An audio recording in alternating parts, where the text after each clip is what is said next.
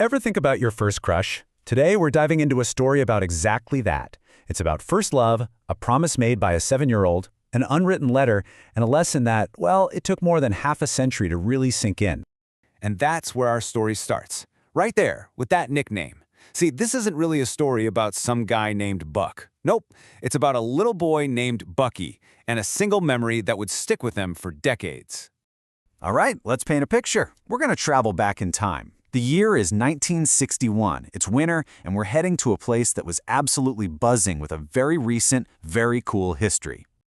So get this, just 1 year before, in 1960, the whole world had its eyes on Squaw Valley for the Winter Olympics. And now, here comes 7-year-old Bucky visiting with his parents. You can just imagine the energy, right? That leftover excitement from the games still hanging in the cold mountain air. Wow, this really puts things in perspective. I mean, today, if you're learning to ski, you've got those easy magic carpets, right? But back then, oh no. In 1961, you learned on a rope tow. It was literally a thick, rough rope, often powered by an old truck engine that you just had to grab onto for dear life. It was gritty, a little intimidating, and the perfect setting for what was about to happen. So in the middle of all the snow and the struggle with that crazy rope tow, something else was going on. This ski trip, yeah, it was about to become way more than just learning to ski. Right there, on that snowy beginner slope, it happened.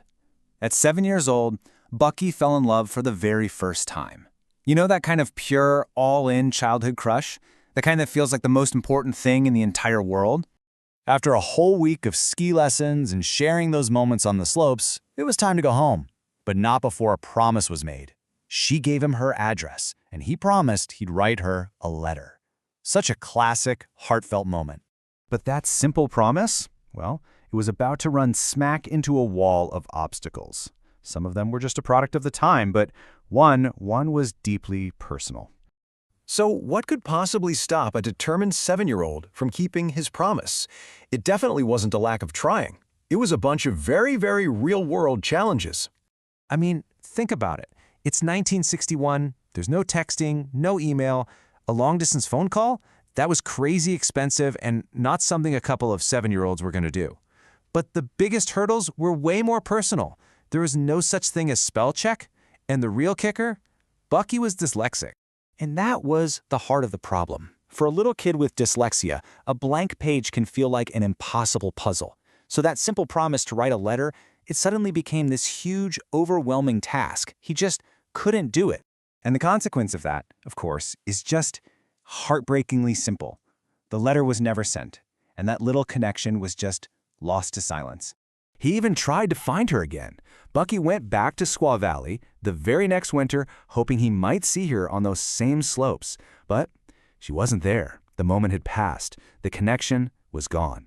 So fast forward decades later, and this is the message from the adult Buck. It's a message of peace. There's no regret, just a kind wish sent out into the world, and a real contentment with the path his life ended up taking. It's kind of funny when you think about it. He essentially ghosted his first love 1961 style. It's a great reminder that while technology and slang change all the time, that basic human experience of a missed connection, that's timeless. So, okay, beyond a sweet, nostalgic story, what's the real takeaway here? Well, with more than half a century of hindsight, a really clear and powerful lesson comes into focus. And this is the heart of it, right here. We get so focused on the one thing we feel we can't do that it completely blocks us from getting to what we really want to do. The obstacle becomes bigger than the goal. And here's the simple truth that only really becomes obvious with age. The adult Bucky realized, wait a minute, I could have just asked for help. He could have asked his parents to help him write the letter. The solution was so simple, so close. But when you're a kid, that barrier can feel impossibly high. It really leaves us with a question for ourselves, doesn't it? We all have things we feel we can't do. So what's your unwritten letter? What's that one invisible barrier that's standing in the way of something you truly want?